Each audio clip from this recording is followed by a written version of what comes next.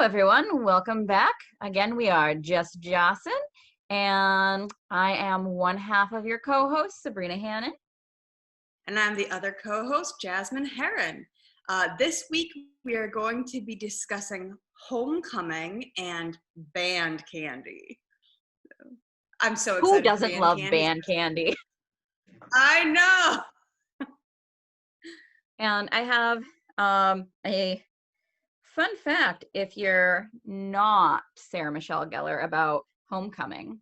While filming Homecoming, Sarah Michelle Gellar actually broke a bone in her hand. And in one of the episodes, or not episodes, in one of the scenes in the library, if you look, you can actually see some of the white cast, right? Bandage, whatever you want to call it, on her hand that she's trying to like hide. I will have to go back and look for that then. I knew about that and I was still so into the episode, I did not bother to look. But yeah, so this one, I think it was it this one or the next one that has a brand new author for this episode, or director, or whatever they are. Well, this one was written and directed by David Greenwalt. Maybe it's the next and I mean, he did Teacher's Pet and Angel, so I think it's going to be band candy that you're thinking about as our novice writer. I was like, David Greenwalt, he's old hat at this one. Mm-hmm. He's old. No one cares about him anymore. I'm kidding. But so in Homecoming, it opens up on, you know, all the Scoobies pretty much so talking about getting a limo for homecoming, and Buffy's kind of zoning out during the conversation. They're talking about like whether or not it's too expensive or not. And Oz is like, we can just take my van, and Cordelia's like, oh hell no, because she's running for homecoming queen, and the queen cannot appear coming out of a van. Also, it's Cordelia. Enough said. Yeah. And then it's revealed that Scott has yet to ask Buffy to homecoming. Of course, Cordelia brings this up when Scott wanders on up.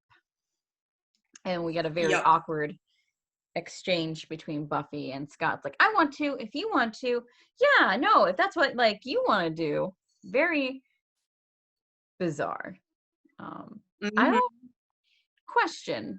When you were in high school and allowed to go to dances, did you ever have like a weird conversation with your significant other declaring that you were going to a dance, or even in college? So I didn't. Well, okay, so yes, I did actually multiple times, because the first dance that I went to with a boy, I wasn't supposed to be dating, and I wasn't supposed to go to dances. And so he ended up going to our first dance, even though we were like interested in each other and kind of seeing each other. He ended up going to the dance with another girl, and we weren't official yet. We weren't official because I wasn't allowed to date. So we ended up spending that entire dance pretty much together. Like the girl that he went with was like, you know, the hell with this. You've only got eyes for that other girl. Like, yeah. Oh my God, that sucks so much to be her. Yeah. She actually pushed him at one point. She like pushed him to the ground, and we were like, oh, like,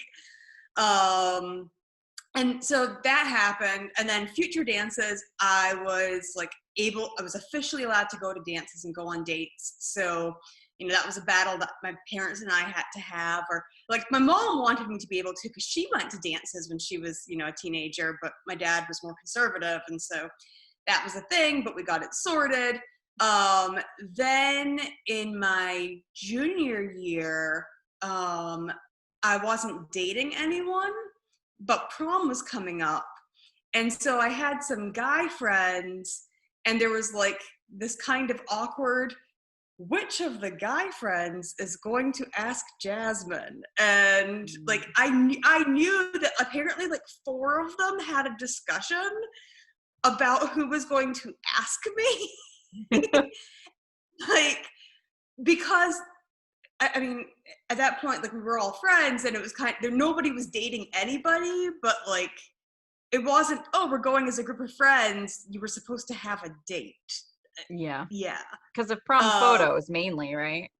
Yeah, because of prom photos, and so I was the president of the chess club, and it was decided that the vice president of the chess club was the one who should, be my be my date.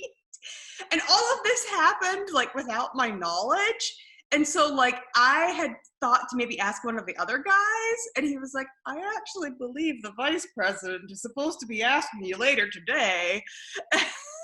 and so then like I went to go talk to him, and he was being very awkward about it, and I don't think we actually had a like conversation. It was kind of like, so prom, yep, you going? Yep. Do you have a date? Nope. You wanna? Sure. Like Mm-hmm. But yes, I've definitely had the awkward, but it wasn't because I was dating him. That was like a weird friendship thing. So Yeah. Yeah, I was gonna say like I never had like with a boyfriend or someone I was seeing like a weird conversation about going to a dance. I don't even remember having a conversation other than, did you get the tickets? yep. It was just assumed. But I do remember my senior year prom. I was in drama club, and my husband in the play that I was in was a freshman, and we were really close friends, and I wasn't seeing anyone. And so I asked him if he would go with me because we always had so much fun. And that was the only awkward, like, because he got so nervous, and I was like, no, dude, we're just going as friends. Like, it's not like that. And he's like, I have to ask my parents.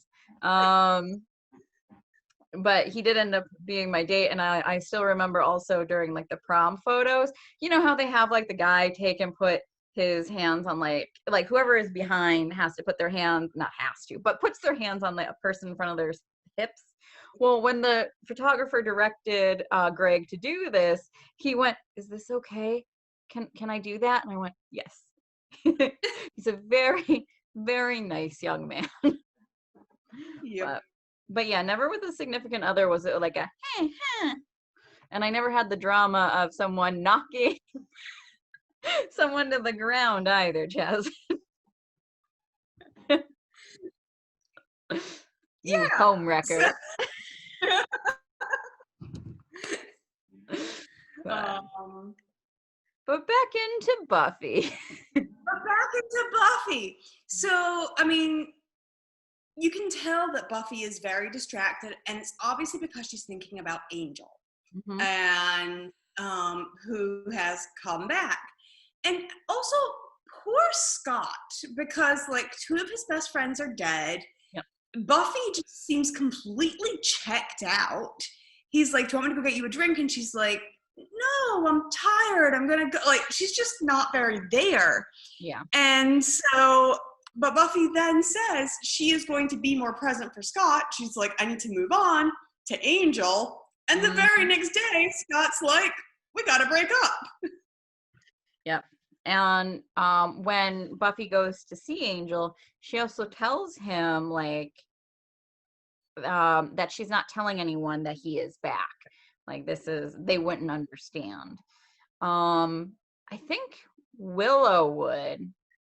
Like Mm-hmm. she has a very good chance of Willow understand, but also this isn't Buffy and everyone's relationship prior to her coming back, because I think there's been a bit of a strain, even though they've recovered a bit from them being shitty friends.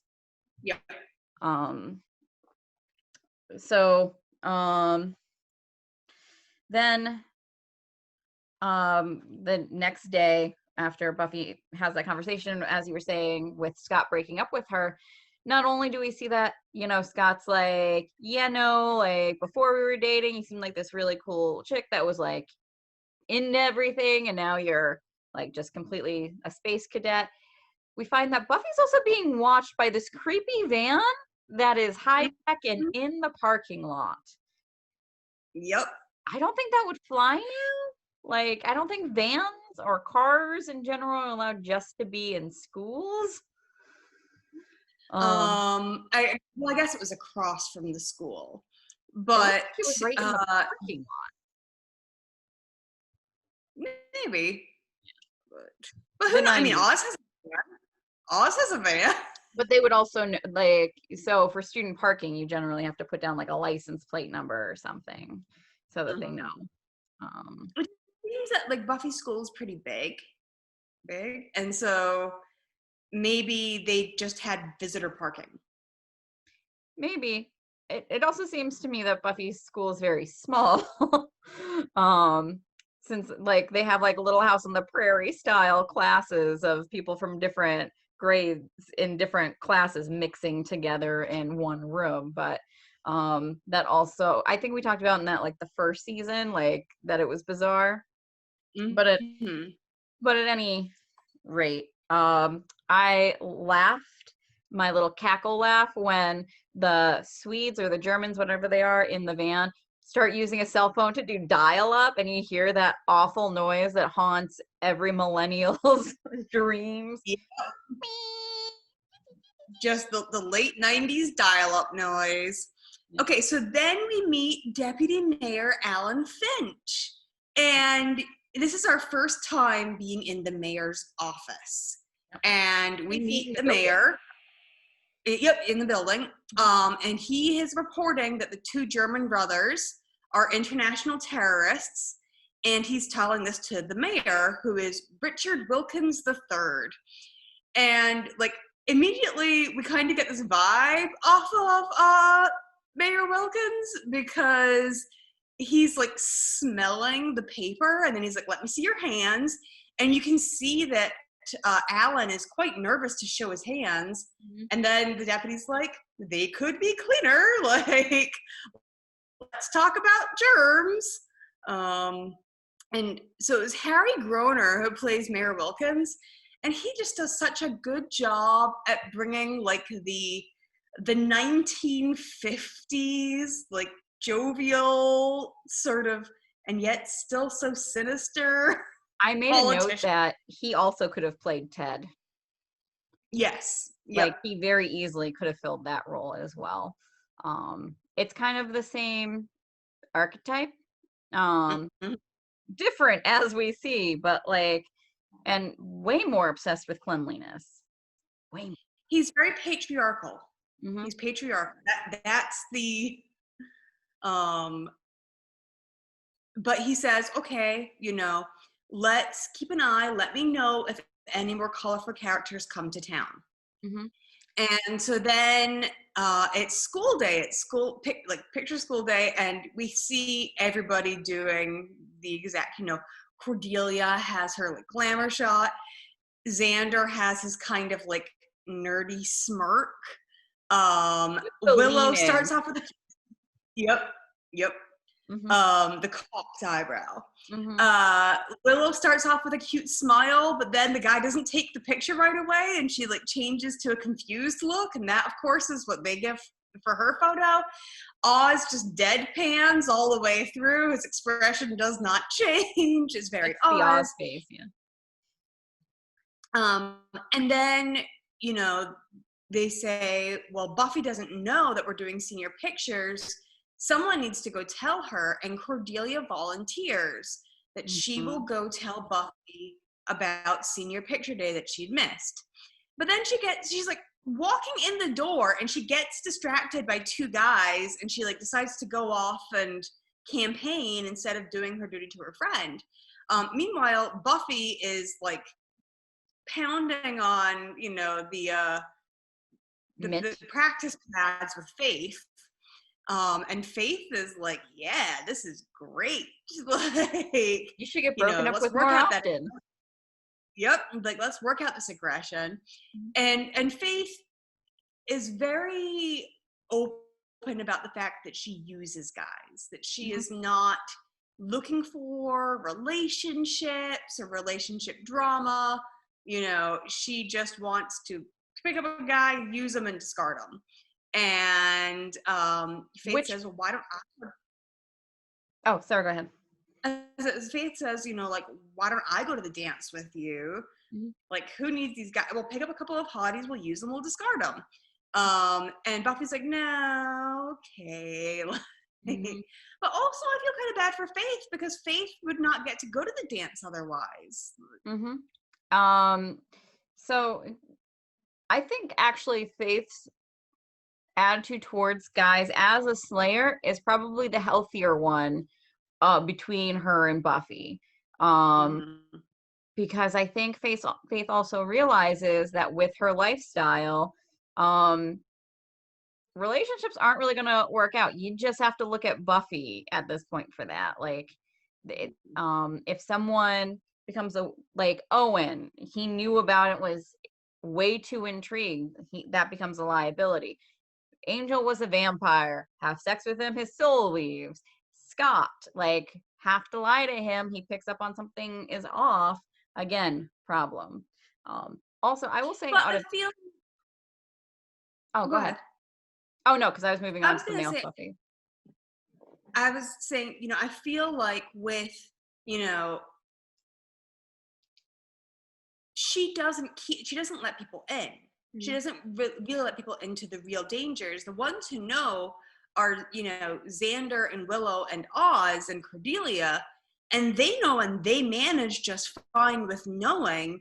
She never really lets any other romantic interests in to, the Scooby Circle. And Owen didn't really know. He just thought, like, gay fun morgue. He didn't know the realities. So I think if she was willing to let other, potential love interests into the know, they could end up as part of the circle and be safer.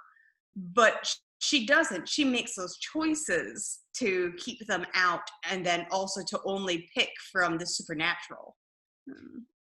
What do you think Giles would do if Buffy's, because how long are you going to be dating this person before you let them in? Because then, like, you're dating them, let's say, for 6 months, because that seems like a reasonable amount of time before you tell them something that's going to put your life in danger, right? Yep.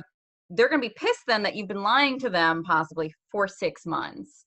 Like, you're going to run into, because that's what you're going to have to do. How are you going to explain, like, where you are, why you have, like, there are issues that arise, and I think we see what happens with at least one past slayer, not with her romantic partner, but like, there's no future there. Your significant other is always going to be under attack, which is going to put your life in danger, and if you want to have children, they're going to be prime targets. So but the other thing, out of everyone in this episode, Faith is Giles notwithstanding, but Faith is the best friend to Buffy in this episode. By far. Faith really shines, especially compared to, like, the crap her other friends are doing. Faith has so much potential that we see here for having, like, a good solid life. Not the way it turns out in Buffy, but which is, partially the writers, wanting to have a slayer foil. And so Buffy needs a recommendation for a teacher per Snyder's request. And she goes up to the teacher that she said taught the class that changed her life. And the teacher doesn't remember her. And, ouch. Yeah. And she's saying that when she was at Hemery, she was prom princess, fiesta queen on the cheerleading squad, and that she's nobody at Sunnydale. And she's like, I'm just going to have my senior picture. And Xander's like, no, you're not. You never showed up yesterday. Cordelia was supposed to tell you. And whoops, like, Buffy is immediately pissed off that Cordelia was so busy campaigning, she didn't deliver a message to Buffy. Mm-hmm. And reasonably so. Like, that is definitely something to be upset about. And then how Cordelia reacts to Buffy. Whoo, like Cordelia, all the progress she has made, gone. Gone. She is back to episode 1, well, maybe episode 2, Cordelia, like where she is evil, pure human evil. And I don't know if it's with the first thing she says or like later in another altercation. I wrote down, like, you shouldn't be this nasty to someone who is constantly saving your life. Because if I was Buffy, I would move you down the totem pole of people who I'm going to worry about saving. Like, I might trip the next time a vampire is at your neck. She starts off being like, blah, blah, you don't understand the pressures that I'm under, sort of thing. Mm-hmm. And then says, I would like to see you run for homecoming queen. And Buffy's like, okay, I will. Like, I will run for homecoming queen. Mm-hmm. And so then we've got, this little monologue from Mr. Trick about competition. Competition makes us strive to be more and to hunt. And he's talking about Slayer Fest 98, which has a fantastic ring to it. It does. I love Trick. And so we've got the twins, Frederick and Hans Grunstaller, like German sounding word that I cannot pronounce. Let me try this again. Grunstaller. And they're working for the old man who does not have a name but is English, I think. Maybe, yeah. And then we've got the vampire couple. We've got Lyle Gorch, who lost his brother Tector to the Bad Eggs episode. Mm-hmm. And I was new. As soon as I saw that, I was like, a Bad Eggs tie-in just for Jasmine. Indeed. And his new wife, Candy.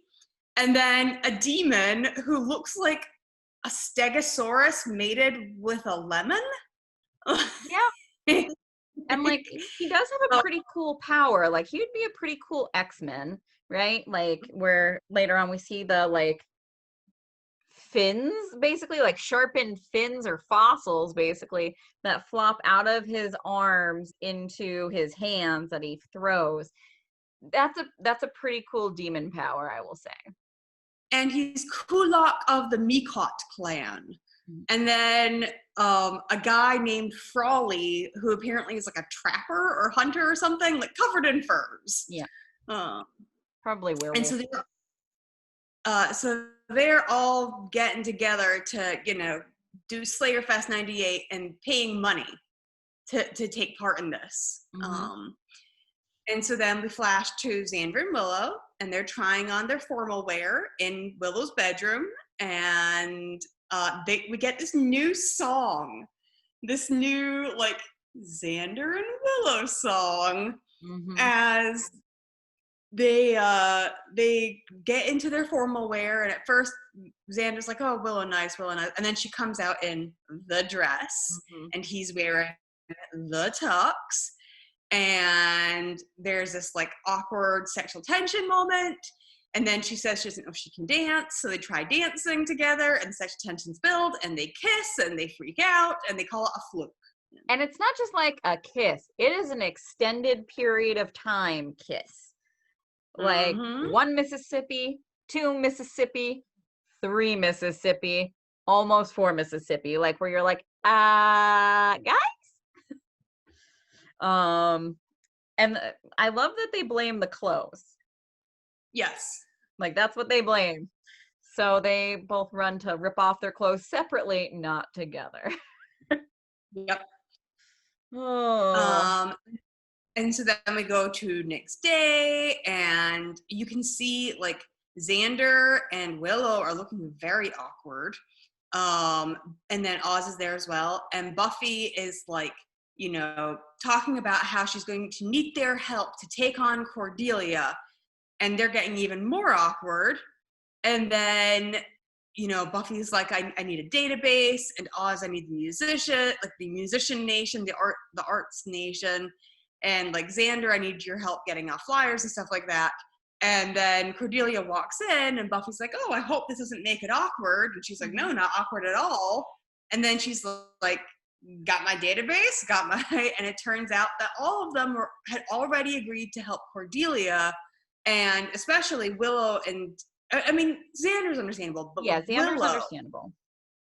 Willow is feeling so guilty about, cheating on Cordelia, or helping Xander cheat on Cordelia, that she is willing to help Cordelia, where really she should be standing by her friend and being like, okay, well, I've got Buffy, like, Xander, you go help Cordelia, she's your girlfriend.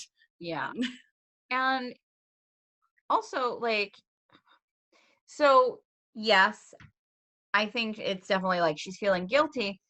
You might also want to take some time away from the person you've been smooching with. Helping on Cordelia's campaign is also going to throw them together more, which is not great.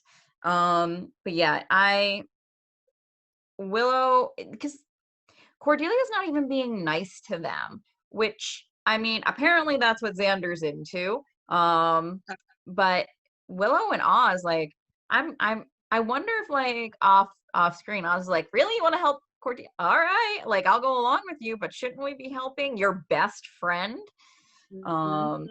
Especially with, like, the nasty shit that Cordelia is saying to Buffy. And, like, she's running somewhat of a smear campaign too. Like, there's no way that she's being nice. But and I love that Giles is supportive of Buffy in this, although he thinks it's silly.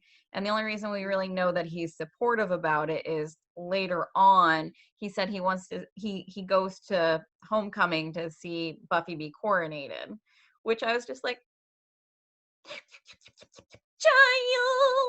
Giles. Well, also I think he wanted to be there in case she lost. Yeah. Like, 100%. He wants to be to support her. Yeah. Like, either way. And so this is when, we get this kind of like montage of Buffy and Cordelia campaigning. And then we get, Cordelia saying, you're splintering my vote. And then she like just starts laying in all the nastiness, including, she says something nasty to Buffy, and Buffy says, why do you think you can say things like that? Do you even have parents? Like, who taught you that was okay? And she says, yeah, 2 of them, in fact. Like, yeah, ripping on her being the daughter of a single mother. Whoa, Cordelia. And, that's just, I think, like, just nasty and low and cheap and, like, yeah, not okay, Cordelia. And also, shame on Xander for not saying something to her about stuff like that. Like, also, so we see, I don't think that it's necessarily a accident that Cordelia starts becoming nasty when Xander cheats on her. She doesn't know it, but I've been saying, I think that Xander makes Cordelia a better person. Like, and now he's doing this. She obviously doesn't know, but it's, I don't know, I think there's a tie in there that the writers either intentionally did or unintentionally did. But yeah, at that point, like, I just wanted Buffy to clock her. At that exact moment, especially as someone like who is a child of a single mother, I made the note, like, next time, let her die. But Buffy can't do that because she's good. I mean, it's not Buffy's fault if she stumbles. Well, but so, Cordelia tries to push past Buffy, like, literally does a saunter push And Buffy grabs her hand and is like, you do not want to do a physical altercation with me. Like, you can be your snappy bitchy self, but if it comes down to a physical fight, like, I'm gonna break you, sort of thing. And that's when it gets into like cat fight territory. I don't think that's a cat fight. I think that's a brutal beating. Well, and so, you know, both of them get separated by their friends. And then we flash to Xander and Willow talking, and Xander thinks that they're talking about the kiss because they're having feelings for each other. And Willow's like, no, we threw off the whole dynamic of our friendships. Like, our group dynamic is now screwed up because we did this thing between us. And so then they go back to, okay, well, what are we going to do? We need to get Cordelia and Buffy communicating. And so when the limo arrives, it's supposed to be Faith inside, and then they were going to go pick up Xander and everybody, but instead it's Cordelia. And there's a note from their friends saying that their friendship means too much, so they need to work it out. And then there's a PS, this limo was really expensive, work things out, which you know was written by Xander. Xander was the one who put that PS in there. Like, this wasn't cheap. Yeah, because it's not going to be Willow who says that. It's not going to be Oz who says that. I could definitely see Willow saying that, because she also is someone who takes and slaps people with truth sometimes. But yeah, it most likely is Xander. Like, I feel like Willow wrote the first part. Willow was like, our friendships are more important. And then Xander was like, money. Or Faith, honestly, because I mean, Faith was in on that too. So Faith is destitute. So if she like, they have not explained at all how Faith has like the ability to. Is she getting a stipend from the council? She should be. Maybe she's robbing the vampires before she slays them. She like rips off a jacket, sees if they have any money, and then stakes them. Right. Shakes them out, like grabs them by the ankle, shake, shake, shake. Yep. But also in the limo though are corsages. They think that their friends have also given them corsages. Cordelia took the orchid. Yep. Which I hate the way orchids smell. I don't know why she did that. It looks better with her complexion. She doesn't care about smell. She's mad about complexion. So She's they get in the limo. Winter. They're fighting it out, and then they think that they've arrived, but they're in the woods, and there's this, you know, VCR and videotape on a tree stump, and it's Mr. Trick, and he's telling them about Slayerfest 98. And Cordelia's like, I'm not Faith, but it doesn't matter, you know. They're still going to try and kill her. Yeah, I don't, like, that's one of those things that shows how disconnected Cordelia is. She's just so, like, put out by all of this.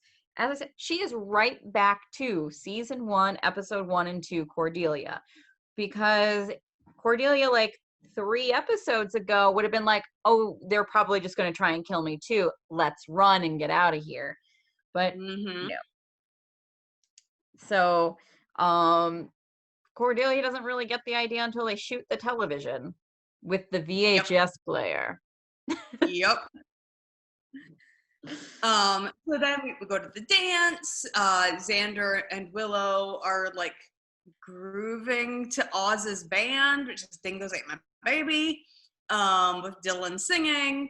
Giles tries to like cheer them up, and that's not really working because he doesn't know that they're not upset about Buffy, they're upset about the kiss. Faith is having a grand old time, and she like goes up to Scott and is like, baby, like, I have a sexually transmitted infection with you. She's being an awesome friend. She's being a fantastic friend. Because, like, yeah, Scott's there with some other girl, like, slow dancing, and Faith just is like, scumbag. Yep. and she's got her slayers back. Like, she's got her girlfriend's back, and it's not performative. Buffy's not there. Yep. Faith just did that. Faith was just like, this guy hurt my friend, I'm going to embarrass him. And so Buffy manages to catch in a bear trap Frawley, and basically gets the information out of him about who else their competitors are.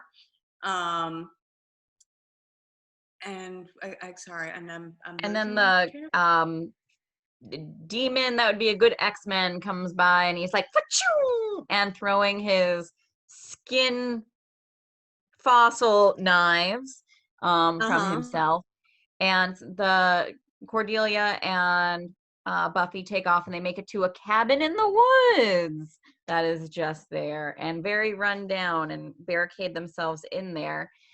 And Buffy tells Cordelia to look for weapons, and Cordelia comes back with a spatula, and she's like, there was only this and a phone. And Buffy's like, a phone? And she's like, yeah, but this is better. And she is waving it about, and then she's like, oh, right, phone. And Buffy is able to get a call out to Giles, right? Like, before it's cut off because the Germans are tracking them. But I love the old man.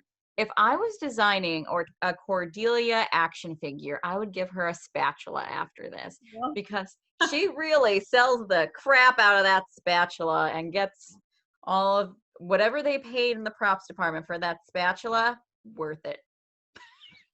And so Cordelia and Buffy end up having a moment of connection where Cordelia is basically like, why does this matter to you? You're doing real things, important things, battling the forces of evil. And Buffy's like, but that's all I do. I don't get to have like an enjoyable normal teenage life. She's like, I spent my year's allowance on this dress so that I could have this one normal night that, where I could reclaim still being this other part of myself. And so Cordelia actually understands that, but is still competitive about wanting to win.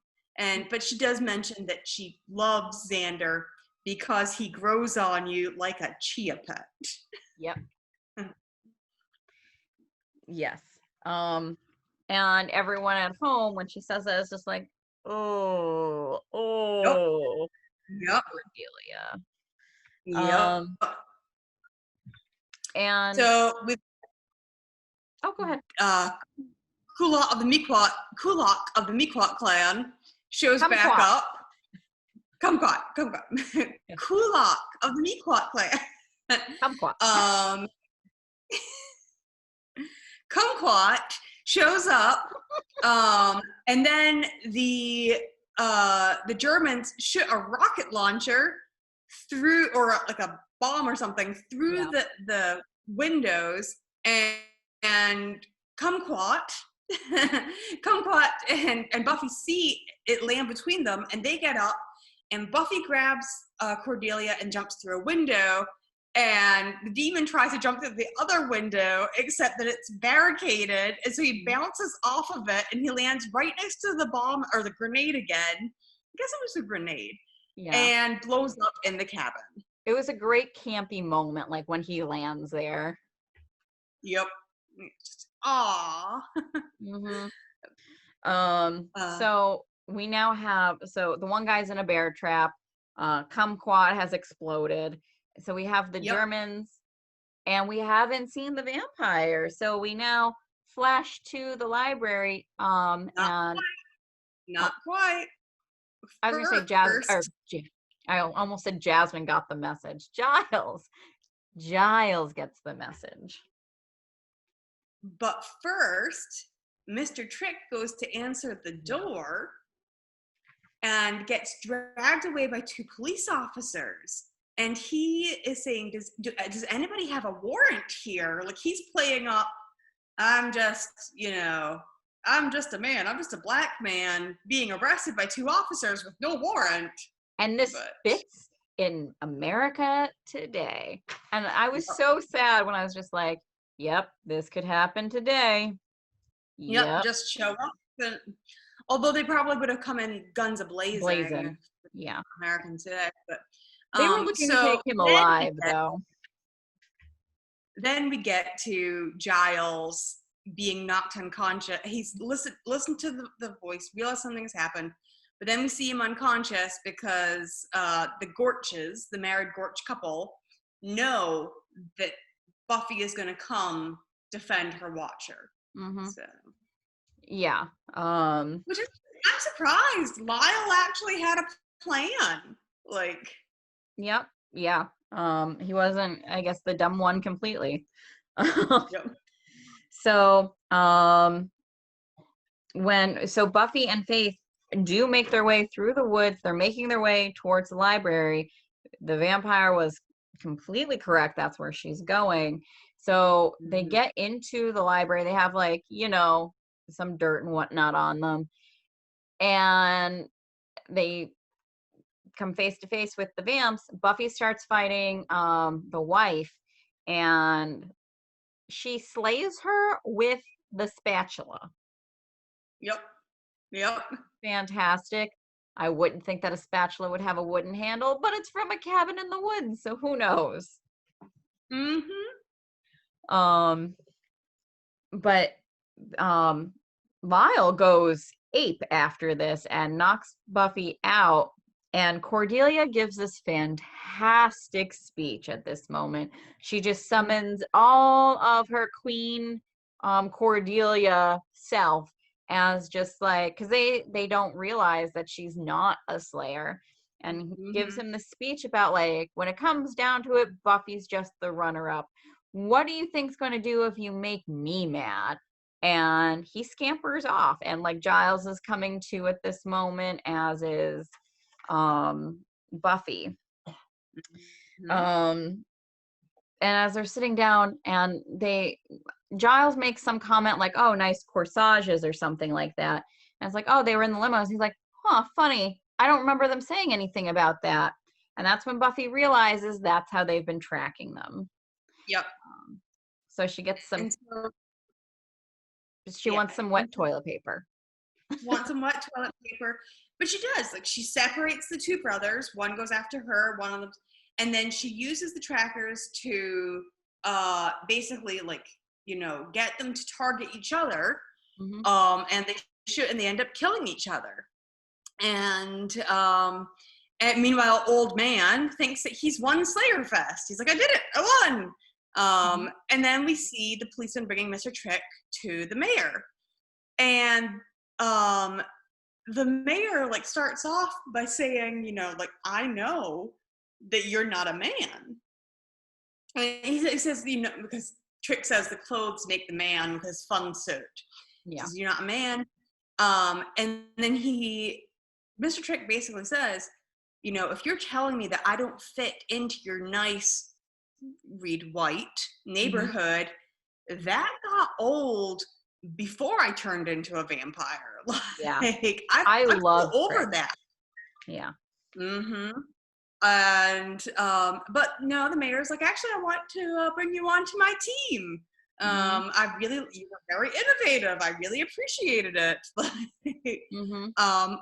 Let me offer you a job. And meanwhile, Trick's like, what if I don't want to be part of your team? And the mayor's like, that's not going to be a problem, because I'm pretty sure his other choice is death.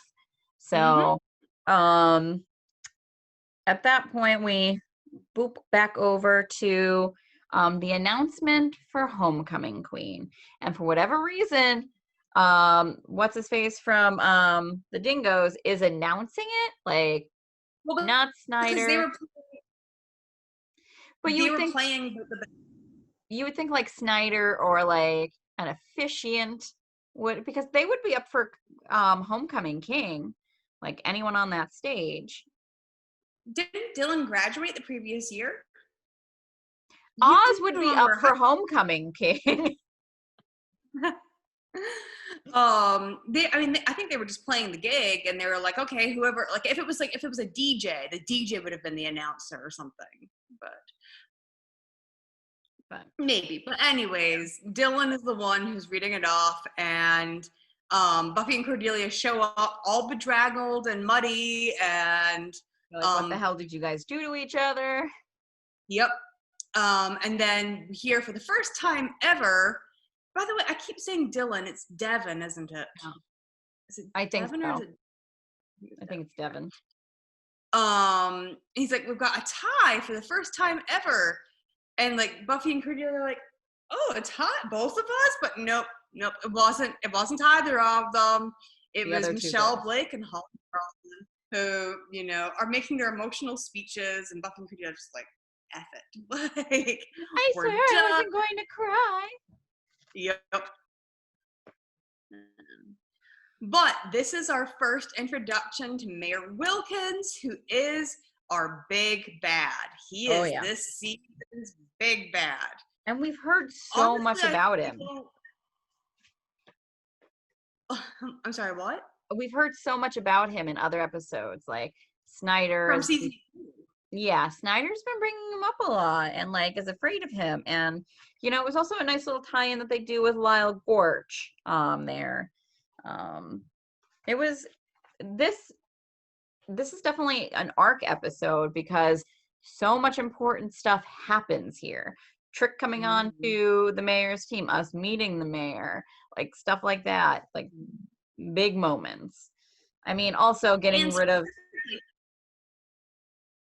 I was gonna say also getting rid of the Scott Buffy relationship.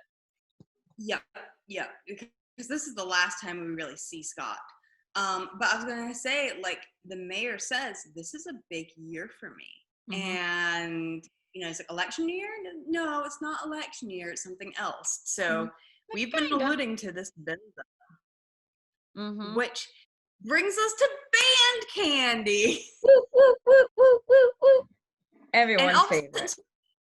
I really want to say, like, you know, we had a pretty quick introduction for Faith, Hope, and Trick. We get Trick, right? And Scott, basically at that point. Like, we get Scott, and then we get Faith, and then we have another episode of Beauty and the Beast, and then Scott bows out. Well, no, he's in this episode real quick. Or no, just when she's campaigning. You're right. Yep. And then you know, but so Scott was only really there for 3 episodes, and like he was the romance, but he's gone. But Mr. Trick has gone. You know, like and Faith in only 3 episodes is deeply embedded. So, although she's not in this episode at all. No, but I'm gonna say that I do feel like, you know, there's just a lot of stuff, like, you know, a lot of plot happening very fast. Very fast. Season 3 there is so much that happens in this season. Like, sometimes I forget that it is only one season because it's a lot. I mean, a lot of stuff happened last season, but like, it didn't feel like more than one season to me, at least. Whereas this one, it's a lot. Which I guess, you know, your senior year of high school probably feels the same as well, just not so life or death. But I have some interesting facts about this episode. How do you? Oh, yes. So after Joyce's funeral in Forever, Giles drinks and listens to the song he played for Joyce in this episode. And also, according to the Sunnydale High yearbook novel, the chocolate sale earns the band $600,000, which is a lot of like, and you can see that those things are addictive. Like, people are just like, and also the actress who plays Joyce, Kristen Sutherland, has named Band Candy as one of her all-time favorite episodes. Well, yeah, she's got the Juice Newton jacket and the handcuffs and the Joker necklace. And I think that this is most Buffy fans, I think all of us pretty much so agree that this is one of everyone's favorites episodes. I've never heard someone be like, band candy. Meh. Yep. So we have Buffy slaying and studying for the SATs with Giles, and she wants to keep like bowing out for studying for the SATs, and he won't let her. And he's telling her like, pay attention, because she's like, oh, B, we haven't had a B in a while, and he's like, it doesn't work that way. Listen to the passage and answer the questions. Next day, so then Buffy's telling Willow about her test-related nightmare, about like an unfilled answer bubble or partially filled answer bubble chasing her. And Willow's like, I hope that's not a prophecy dream. Yeah. Because that is like Willow's worst nightmare, right? Yeah. The SAT demon. Yes.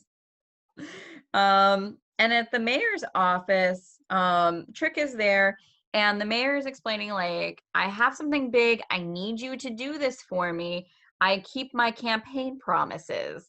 And he's saying, like, Trick's like, I got a guy who can handle this. I got a guy who knows a guy. Who's worked this town before. And this is going to be such a fun episode because of who that person is. But so we pop back into Sunnydale High, and Oz says he's going to help Buffy with studying for the SATs because he did so well on them. Surprise. And Willow is bragging about how well Oz did on them, and everyone's like, we know. And then Snyder hands them candy and tells them that they have to sell it for the band. 40 of them. And I mean, I like that they address the fact that like, no, like it is unusual for people outside of the band to have to raise money for the band, because that would have been a sticking point with literally everybody else. So Buffy unloads 20 of her chocolate bars on her mother, and her mom's like, look, I don't want, because Buffy's also trying to get her mom to let her drive. And this is an ongoing thing. We've heard it before. It's going to continue. And Joyce is like, absolutely not. They wouldn't even let you, like, once you took the written, they wouldn't even let you do the practice in the car. No. And then she also makes the point that she doesn't want Buffy, she doesn't know where she is all the time now. She doesn't want to worry about her like halfway on the way to Chicago. And Buffy gets really upset, like saying like, I'm not going to do that. And you and Giles are running me ragged. And then she has to go see Giles and forces 20 candy bars on him as well. Yep. It's also I want to point out, she's now a senior in high school. If they expect her to go off to college next year, being able to drive would be a beneficial skill for her to have. Like, so. Although, as we see with Buffy's driving, none of us want her to drive ever again. But her more lessons in driver's ed would be a beneficial skill. She took driver's ed, she said. That's the best part. This is how she's driving after driver's ed, which is scary. At least she has lightning fast reflexes. But so when Buffy goes to see Giles, this is one of my favorite training sequences they ever do, where he puts the blindfold on her and gives her the dodgeball, and then she bounces it off a wall and it hits him in the head and he just goes, ow. And Buffy skips out on Giles then after, again, pawning off 20 more of those chocolate bars, because she's going to go see Angel. She has to pick up the blood and deliver it to him. But she's playing not her parents, her watcher and her mother against each other. So you were very close there, because that's that dynamic. She's playing parents against each other. 100%. And that's, it's not uncommon for children of divorced parents to do something like that. Not everyone does that. I certainly didn't, because I would have had nothing to gain. they're both dead now, so it's not like if I had done that, I would just say it. Like, I would get no trouble. But so when Buffy goes to see Angel, he's doing like the martial arts stuff, which remind me heavily of the Highlander and just scenes from the Highlander Mm-hmm. from earlier Is in the 90s. But is he's it not, Tai Chi he's I think doing? Tai Chi, that's what I wrote. But he also, Not not Taekwondo, which is what Snyder took at the Y. which is what he took at the Y. But Angel, I don't think David Boreanaz has ever done Taekwondo in real life. Just watch it, because like, Tai again, Chi, you mean? yeah, Tai Chi, sorry. Watching someone who has actually done martial arts and then is in the Highlander, and watching how he moves and like how his hands specifically are versus David Boreanaz, I was like, I think this is new for you, sir.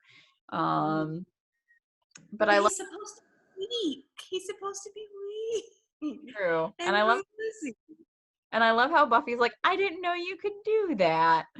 And David Boreanaz is like, I didn't either. Yeah. It was like, new for me too. But they're So, saying that soon he's not going to need her help. He's getting stronger. yep. He asks her about Scott, and she kind of dodges and doesn't tell him that they're broken up. She starts to, and then she stops. And she gets home, and she sees her mom, and she's like, oh, yeah, I'm sorry I'm late. It was Giles. And then Giles steps out from behind, and they start laying into her, very parenty. But you see Joyce is chewing on a chocolate bar, and then she passes one to Giles. And Giles is like, oh, yes, thank you. Like, so they're already a few candy bars in at this point. And when they're having the conversation with her about how, she's not allowed to play them off against each other, Giles then says, okay, well, let's not freak out. Let's not have a freak out. Just go to bed. Like, just go to bed. And then they continue to eat candy. Mm-hmm. And like, even the way Giles is sitting is different. Mm-hmm. Like, how he sit, like his legs are so far apart that he's man spreading, and that's just not something Giles would do now. He's more proper and British and legs closer together. And like, he takes off his glasses at this point, and he doesn't immediately put them back on. Yep. Like, And he's not cleaning them because he's not cleaning them, so he hasn't hurt anyone. But yep. And then we see Ethan Rayne. He's who's been brought in to bring the not fun to Sunnydale. And he's hawking candy. He has this whole candy operation. So anyone who had questions before about why are these people, shoving candy in, nobody, unless you're a child on Halloween, is sitting there eating candy bar after candy bar like that. It's nuts. Like, they've probably had at least 4 candy bars. Do you sit there and do that, Jasmine? Full-sized ones? Maybe. Oh my God, my tummy would explode. So we didn't have band, well, we did, but we also, for the drama club, would have the... Oh, I meant adults. As a kid, I was like putting away those Gertrude Hawk things like crazy. Gertrude Hawk candy bars, and we sold them for $1 a piece, and I think we got them for like 25 cents a piece or something, or 50 cents a piece, and then we, had, it's a fundraiser. I would easily like put down a $5 every single day buying those and eating them. But there were days like where my mom would too. She'd be like, do you have any of the peanut butter? I was gonna say the peanut butter ones. Well, those are healthy for you. There's peanut butter. I still have dreams about grocery chocolates. They're the smidgens. Those Note to were self in Jasmine's Christmas stocking. fun. Yeah. So in high school, I want to say any like I can't do that anymore. Like I cannot put away chocolate bars like that anymore because I'm old. Well, okay, so I now take steroids. My body doesn't produce steroids on its own, and so I have to take them daily to be alive. It's kind of like diabetes, but with cortisol instead. And cortisol affects the ghrelin receptors in your brain, which is what tells you that you're hungry, and also tells you when you are not hungry. And my receptors are constantly being activated, saying I'm hungry, and never saying that I'm not hungry. So if you put tasty things in front of me, I will eat until my stomach hurts and still be like, I'm hungry. I want to eat more. And because I don't have the receptor saying you're full now, stop. So as long as there is tasty to be had, there is tasty to be eaten. Mm-hmm. Yeah. And that's what I'm gonna blame it on. There you go. Yeah, no, like if I was acting how Joyce and Giles are, I would have liquid butt. Like that's just what would happen. My day would be done. Which I mean, also if that's what Ethan Rain was going for, that could work too. If everyone's stuck to a toilet, they're not gonna notice. No one's gonna notice babies disappearing. Either way, win-win. They could have just as easily given everyone like the stomach flu. Yep. But it wouldn't have been as funny. Yep. So then the next day they're in study hall, and Xander and Willow, with their special music, are playing weird sneaker footsie with each other, while Cordelia and Buffy are sitting next to each other and griping. And then we see Snyder chewing on a candy bar saying, dumb librarian didn't show up, you take his class, you do it, I don't want to do it, you do it. Two weird things there. Giles hasn't shown up, which is weird, and two, Snyder is like, I don't want to do it, you do it, which sounds like something that would happen in his head. Yep. Yeah, and so we are seeing, and then so the teacher, the older teacher, Miss Barton. I wonder, are there no diabetics in Sunnydale? I guess, if you're living on the Hellmouth, that's the trade-off. You'll die early, but not from the diabetes. Not from diabetes. Because like every adult is just munching away in candy. Mm-hmm. But yeah, so she, the teacher takes over as basically like, what was her name? Miss Barton. Miss Barton. Mm-hmm. Miss Barton. And she's like, let's wait until Commandant Snyder leaves, and then we're all out of here. And they all look at each other. Yep. Buffy goes to check in on Giles to make sure he's okay, and her mom's there, and they're saying, oh, well, we're making a schedule for you. And then Buffy's mom is like, here, take the car. And Buffy's just so excited to take the car that she doesn't really clock what else is going on with her mom and Giles. Giles plays it off pretty well. Like, you get, and I'm sure, like, as Ripper, he was probably doing a fair amount of that, like, lying like that to whomever. So I think he has a lot of experience. Joyce is the one who, like, gives it up when she's like, take the car, go. But when Buffy runs out and Joyce is like, do you think she bought it? And then you see Giles get all Ripperish. Question: if this was not the 90s and not a show for teenagers, do you think it'd be cigarettes they were smoking? Or the Mary Jane? I think it would be the Mary Jane. Which I think Miss Barton was on. Oh The yeah. hippie Miss Barton. Yeah. I can see her so as a flower child, like even now, like with that hair down, you stick some flowers in it and she's in the woods. But yeah, they're still eating candy too. But Eating then candy and drinking Kahlua. yeah, which I mean, again, my stomach hurts. um, so then Buffy goes like any teenager and picks up her best friend Willow, and Willow is terrified because Buffy is a terrible driver, and she's like, "Do you know you're driving with the parking brake on?" I've also been that friend that's been driving with the parking brake on before in my mother's van. Yep. So, I've never driven with a parking brake on, although I know that like my brother has. We've called him out on that before, but he was driving someone else's car, and like, you know,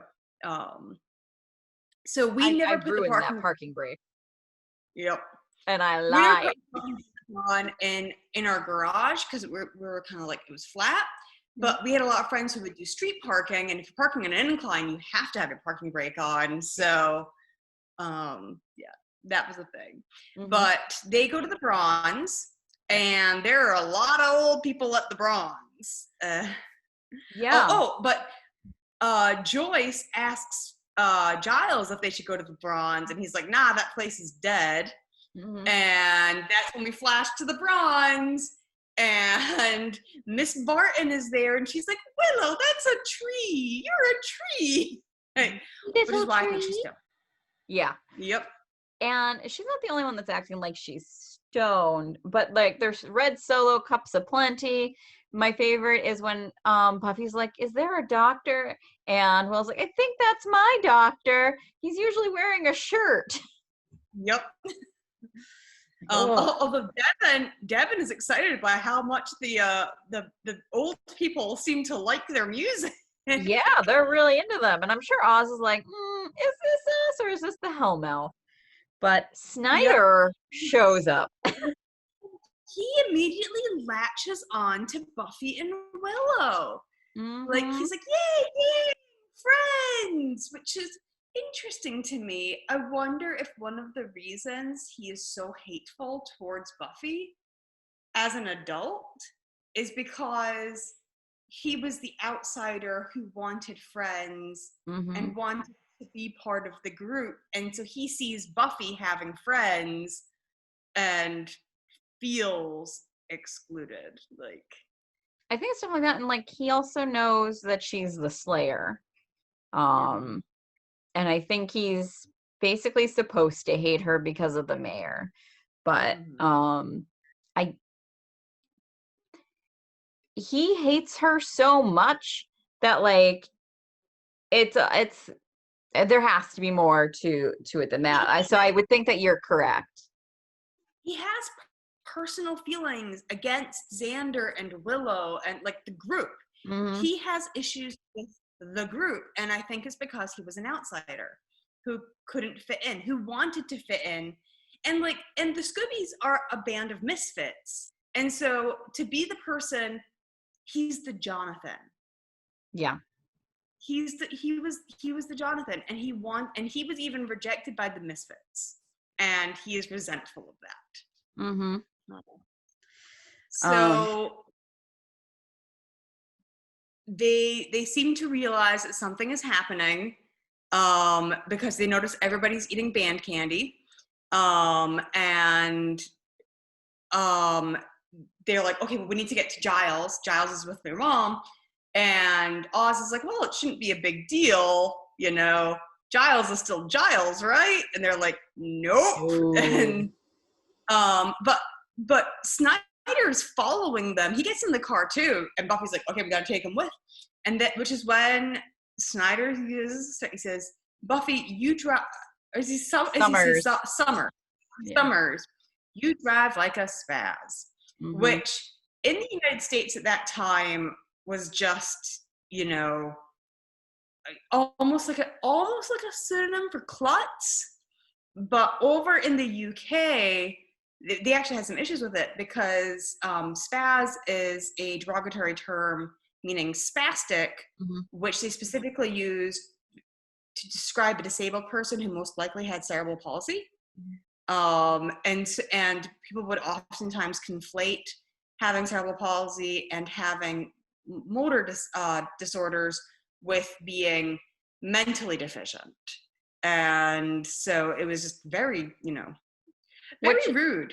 I had no idea about any of that until you had said that from the first time it was said.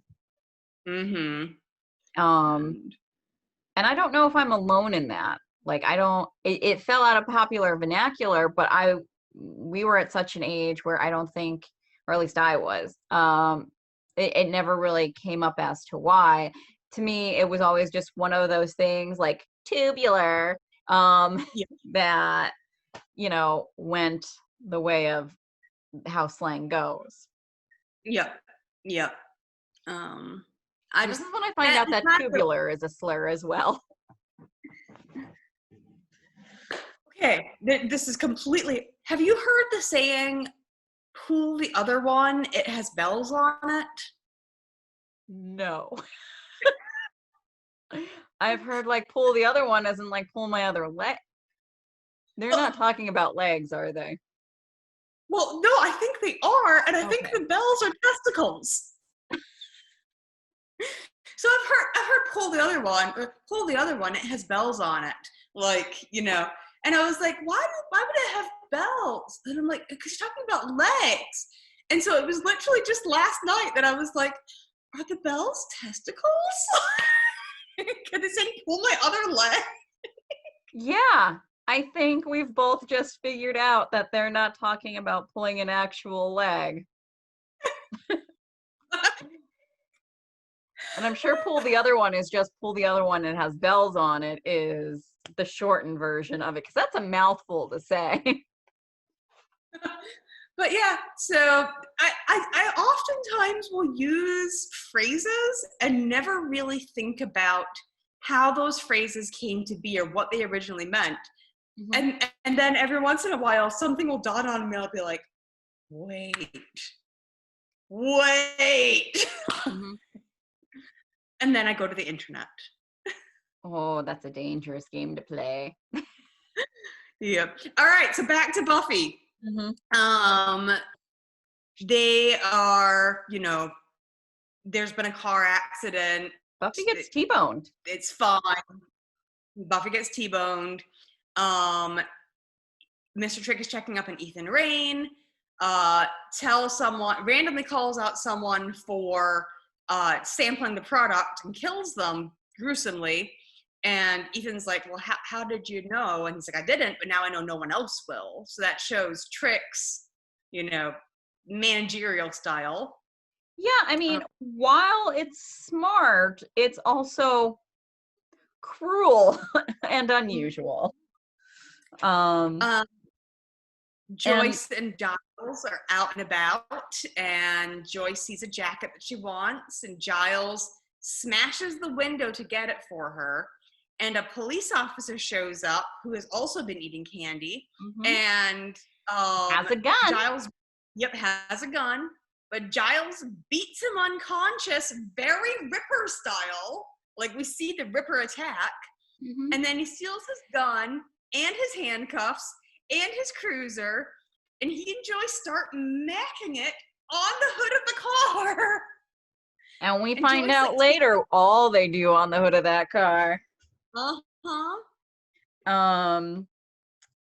Which I think partially also serves to, they had to do something at some point in Buffy with Giles and Joyce because they are the parental figures. However, it would have screwed up like storylines. So in something like this where they're not quite themselves and they do something, it's a way of like satisfying the fan base who's like, come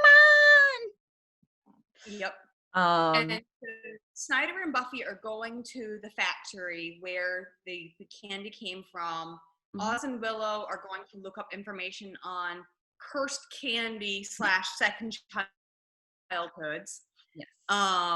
Buffy sees her mom making out with Giles, and Giles is like, "Go away, we're busy." Like, that's why he said he mumbles that at her as he's making out with her mom, and like goes to hit her, and she's like, "Do you want to fight me, or do you want to let me talk to your mother?" And he like does the like, "Oh, I should not fight the Slayer," and so he does the hand sweep to grab the cigarette behind his ear, Mhm. and Um, I'm cool. I'm not backing off of this fight. I just need to get my cigarette.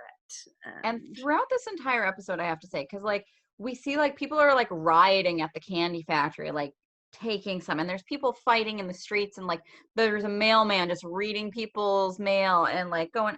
They had to employ every middle-aged actor in Hollywood for like as extras. Like anyone who worked as an extra, they just showed up and were like, "Get into this van, guys! You're going to the Hellmouth." Um, and Ethan is also, I think it was in the scene before this, like when him and Trick are wandering around, that it's almost feeding time, he says. So whatever is about to happen, we know is coming quick. Um, and Buffy doesn't have time for like this nonsense.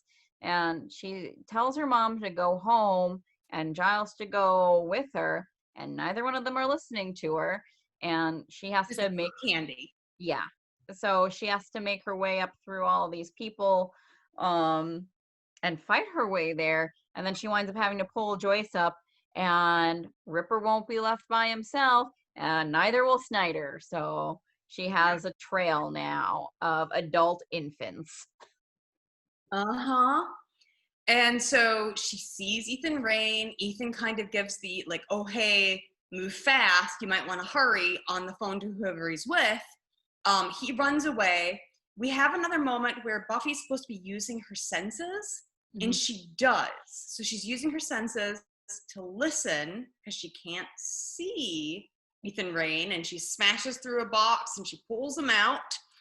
And Giles just wants her to beat him. He's like, "Hit him, hit him, hit him," and Because she Giles doesn't knew at him then first. too. Yep. Giles has had a long time of not liking Ethan Rain, and now he is Ripper, and we know that Ethan Rain is very afraid of Ripper. So Mm-hmm. I'm sure he's like, I'm sure seeing Buffy was scary, but then also seeing that Ripper He has been does. eating the candy. When he sees Buffy, he doesn't run.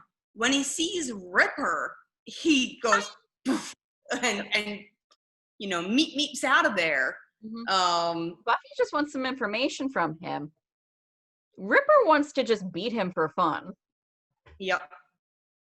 So they find out that it is for Lurkonis, and that there needs to be a tribute. And so Willow and Cordelia and Xander and Oz research, looking for the information. There's another moment between Xander and Willow and the special music, and And Cordelia Cordelia says, asks, "Want to switch?" "Do you want to swap? Yep, do you want to swap?" And Willow thinks she means boyfriends, but no, she means books. Mhm. Um, and so they find out that it's babies, that babies were the tribute. And they go to the hospital, and of course the nurse is like, "I can't watch them every second, like it's not my fault." Mhm. But then Giles remembers that there was a poem, and it was "Lurkonis dwells beneath the city, filth to filth." And he was like, Lurkonis means glutton, and he lives in the sewers. And Snyder's like, "Ew, you go to the sewers by yourself." And they start kind of like fighting with each other. But Buffy's like, "I need you to grow up. Like, I need adults. I need help, or babies are going to die." And um, yeah. So then she goes, We "Go ahead." missed one thing. So when Buffy is still getting, like when they're back at the factory with Ethan, and he when he is like giving up the information, and Buffy has to beat him a little, and Giles gets so excited and he jumps up in the air. Yes. Um he At when Buffy is relaying this information to the Scoobies, Ethan tries to attack Buffy, and Giles still has that gun on him and is like, mm-mm. And at that moment, like, I have no doubt that he, like, would have killed him had he tried to hurt Buffy. Like, had he gone through with hurting Buffy, rather. Yep. And so Buffy takes the gun from Giles, Mhm. and they're like, well, let's tie him up. And that's when, from her back of her jeans, Joyce reveals handcuffs. And Buffy says, and Buffy never tell me. never. So they go to the sewers, and there are the vampires and Mr. Trick and the mayor. And when Buffy shows up with Giles and Joyce, but Cordyceps has not shown up yet. It's still just the vampires and the babies and the chanting. As soon as Buffy shows up, Mayor Wilkins pieces out. He does not want the Slayer to know that he's involved. Oh, yeah. Did you also notice, though, when before she gets there, he calls in to his, like, secretary or whatever, and he's like, I need a meeting. I have some concerns about the sewer upkeep. And he's, like, listing all these things. I'm like, I mean, he's obviously really bad, but, I mean, at least he is, taking care of the city before he tries to destroy it later. So. Yep. I actually recently had posted a thing on like the next door social media thing about a safety concern in my neighborhood, and the mayor contacted me that very same day to talk about the safety concern of the sewage system. So, sometimes elected officials get stuff done, but I think that's more for local government than in the larger government. Yeah. But anyways, Mr. Trick says he wants to fight Buffy. He's like, usually I have other people do my fighting for me, but I want to see what you've got. But then Giles comes over, and at this point, we've already seen one vampire getting eaten by Lorconus, who is a giant snake. A giant snake that the mayor pays tribute to. But the giant snake eats the vampire. And then when Giles goes to attack Mr. Trick, he ends up in the same feeding like tube or bath area, and Lorconus is coming out, and so Buffy like knocks Trick aside and grabs a pipe with gas, the exposed gas line that the mayor was concerned about, and like yanks it down and lights it on fire and kills Lorconus to save her watcher. And Trick runs away, but he gives a final quip before he goes that, as vamps do. Yep. And so they rescue the babies. And the mayor is discussing how this did not turn out the way he wanted, the way he planned. And Mr. Trick says, well, I thought I did you a favor. Like, you have one less demon to pay a tribute to. And Mayor Wilkins is like, yeah, I guess.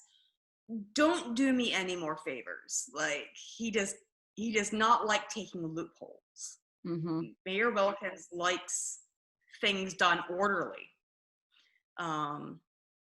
So the next day, Snyder is not, friendly anymore. He's back to Principal Snyder. And he has volunteered Willow, Oz, Xander, and Cordelia to clean up the mess of vandalism, where Willow goes, kiss rocks?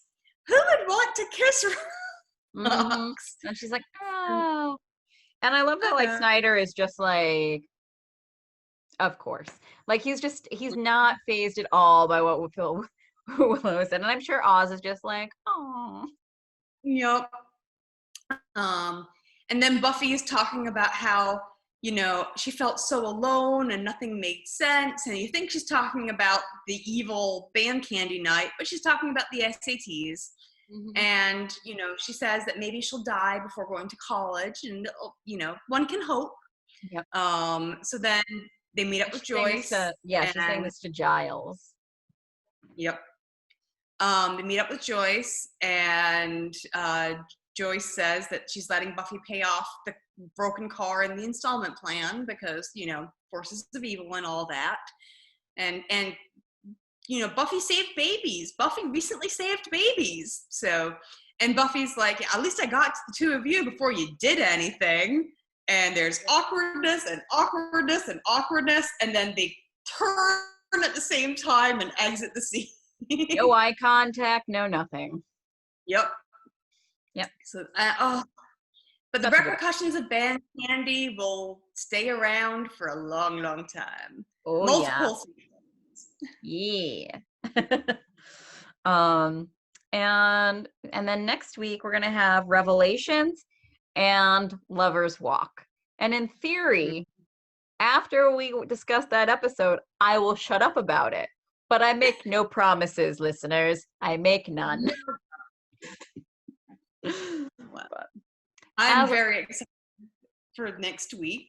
Mm-hmm. As am I. But as always, thank you for just Jossin. Yes, thank you for just Jossin with us. We'll see you next time.